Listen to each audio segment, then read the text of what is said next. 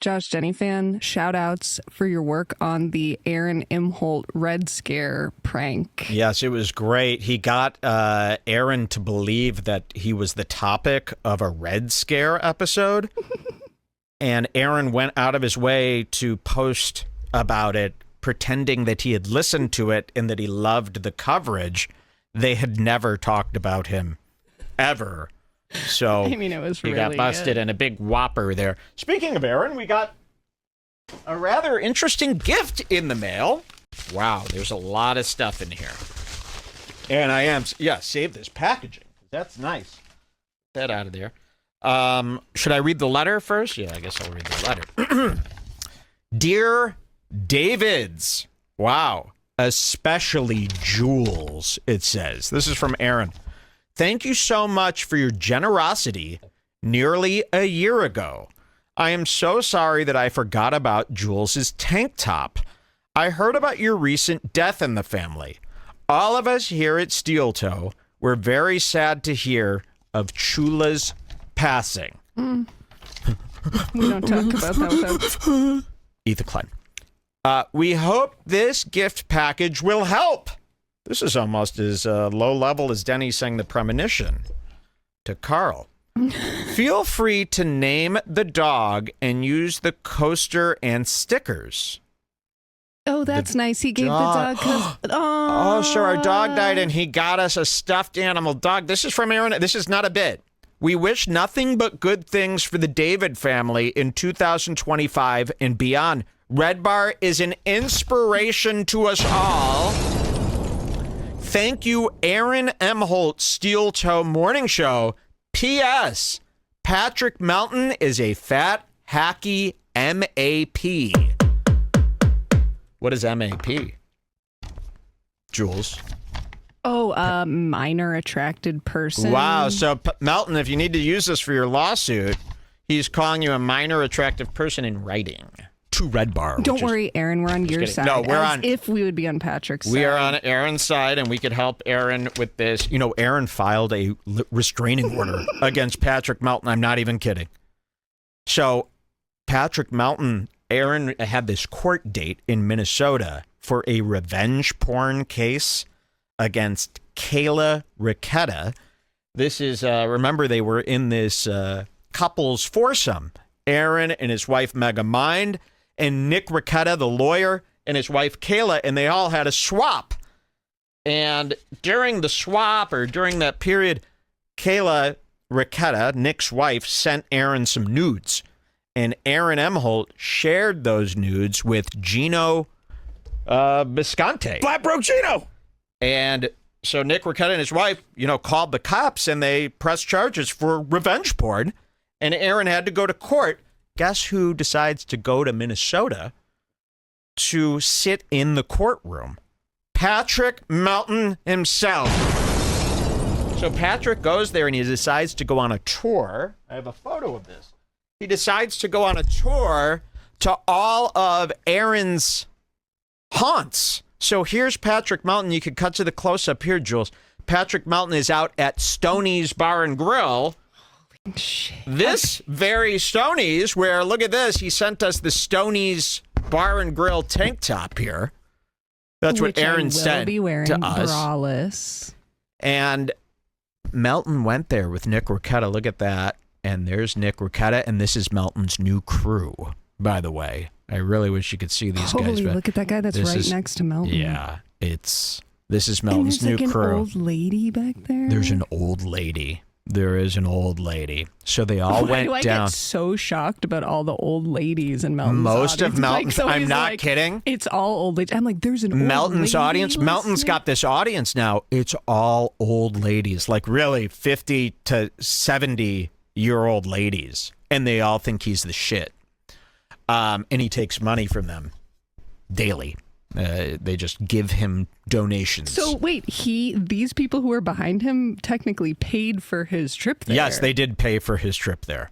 So they visited all of Aaron's hangouts. They went to Stoney's Bar and Grill. They went to Aaron's gym. They interviewed the whole town about Aaron. So Aaron goes down to the courtroom and files a police report, and then he hauled the guy's ass to court. he put a restraining order on Melton, and now Melton has to go to Minnesota to fight the restraining order. And meanwhile, now Melton won't talk about Aaron on the show because he's for the threat of being under arrest. This is really happening. So thank you, Aaron, for the steel toe stickers, this beautiful coaster. I get so obsessed with the dabbleverse. I have daily fantasies about like becoming an anonymous chatter. Yep. I have fantasies about starting an audio only dabbleverse dispatches show where we just do 10 minutes of update. I mean, this dabbleverse can take over your entire life if you're not careful. It really can. And people think the dabbleverse is low, that's like low rent. No. You got to be rolling in it to play with the dabbleverse. I mean, have you seen the super chats that these guys are spending? A dabbleverse audience member is rich because you got to be rich to keep giving them $100 donations every 10 minutes. It's a members club. This is how they're all making it is a members club. This is how these guys are making their money, by the way. You know, they're making fun of poor Aaron. At least Aaron is honest. Hey, I have a goal. Once we reach $300, the goal is met. Every show has a goal. Melton and all these guys, they have a goal too. They just don't call it the goal. Sicko Carl will get on his show and be like, "Oh, ha ha ha, we have a goal too," as if it's so stupid it's unbelievable. To have a goal, and they're doing a goal, and they're taking advantage of these old ladies. Yes, they're making fun of Aaron, but they're just taking $50, $100, $20. They make these guys donate under the threat of what? I don't know if anyone out there is a Melton donator. Can you please write me a letter explaining why? You do understand he's doing the show whether you donate or not. Otherwise, he's Aaron Emholt with the goal. So you're just giving him money? Do you have a crush on him? There's no reason anybody should just be handing money to Patrick Melton. He's got a store. He's selling a membership. That's enough. You don't need to be donating to him every day. It's the same 20 people are giving him, $500, $1,000 a day. Can somebody explain to me why? That blows my mind. It's like Ethan Klein is racking in. Ethan Klein is taking thousands and thousands of dollars from children every day. The guy's got $100 million. I sound like Kevin Brennan here. Why do these adult men need to be taking donations? And they know it's wrong. They know that it's not appropriate in any manner. And they just take advantage of these people who I guess think without the donations, the show won't be able to stay afloat. Is that what they think? Ethan Klein could stay afloat for the next 100,000 years. There is no need to give the Kleins any money. They're charging a subscription fee for the show that you're now donating on top of. And he's using your money to sue little girls. He's using your money to sue, little girls. It just blows my mind. I can't understand this. I can't understand this donation thing, the people who do it and the people who accept these donations. I find that to be the most despicable thing you could do is sit there as a millionaire or sit there as any man with a job and take money from these people who foolishly give it to you in hopes that they get a little closer to you or something. And Ethan's taking it in all day, every episode. They're not reading all those super chats. They pick about 4 of them to read. Meanwhile, hundreds of people are donating every minute to Ethan Klein. I can't wrap my head around it. If anyone could explain it to me, I ask the world this every day. Why are you taking money from these kids? Patrick Melton, why are you taking money? You're no different than Steel Toe, the show that you shit on every day. And don't get confused. It's not like Scars Club. They have a members section. They have a members members also section. Pay for. This isn't. No. They're not like giving you it all for free. They also have a members section like ours. By the way, you go to Melton's membership section, it's $12, and then he has another tier for over $25. There's no need to have a higher tier where you get nothing more, but you just pay more. That's another thing that these people do to take advantage of the people who don't know any better. You don't do that. You don't have tiers where you give people no more than what the lowest tier gets. You know, Melton's got about 4 tiers on his show. The first one is $2.99. You go, oh, great. The member program, $2.99. You don't get any shows for $2.99. You could join the $2.99 tier. You're not getting access to any of those membership shows. You only get access to the membership shows once you hit the $12.99 level, $2 higher than Redbar for Melton. And then he's got another tier, $29 or something like that. In what world? So they're taking advantage of these people. We got to get the word out there. This is not a practice that should be accepted. This is not something that podcasters need to stay afloat.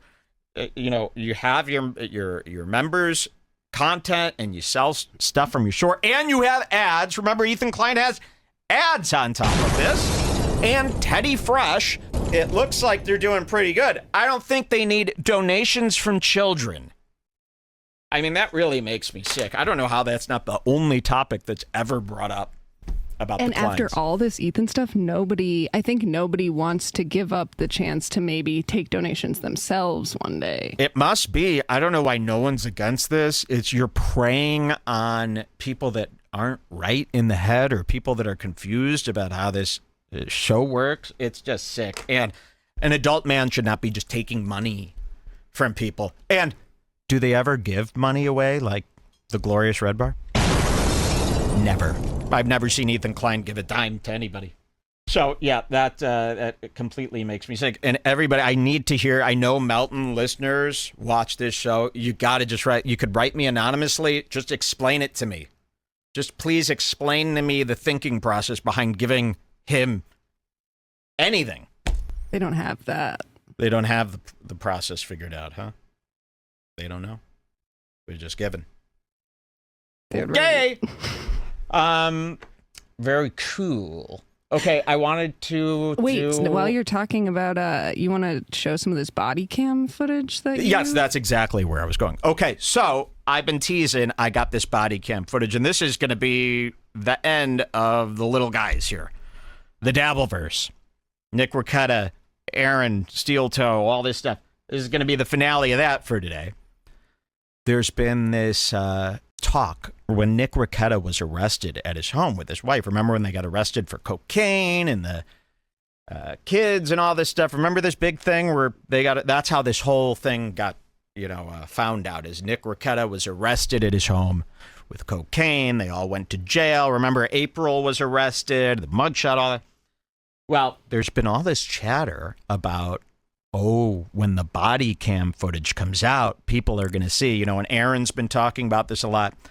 They're going to see Nick Rekieta's house was unbelievably dirty and like a hoarder. Everybody's talking about the body cam footage. Oh my God, if this ever came out, you would see Nick Rekieta's house. It's like he lives in pure squalor. Laundry piled to the ceiling. Dirty dishes, overflowing food, and just everything. And they live in a house with 5 kids. So people were very concerned. Well, I can't tell you who sent this to me, but we've got a listener in Minnesota. And they've sent me what appears to be the body cam footage that everybody's been talking about. We're finally going to see Nick Rekieta's house. The cleanliness level of it. Was it dirty? Was it fine? What happened that day? No one else has his tape. I'm just going to show it right now, okay? And I'll shut up. I'll let the tape do the talking. Again, this was sent to me anonymously, but I know everybody in the dabbleverse has been dying to see this. So we've got the footage from Minnesota, from the body cam, from the day he was arrested, after he was arrested, in a tour of his house. Can I play it? Yep. Here we go.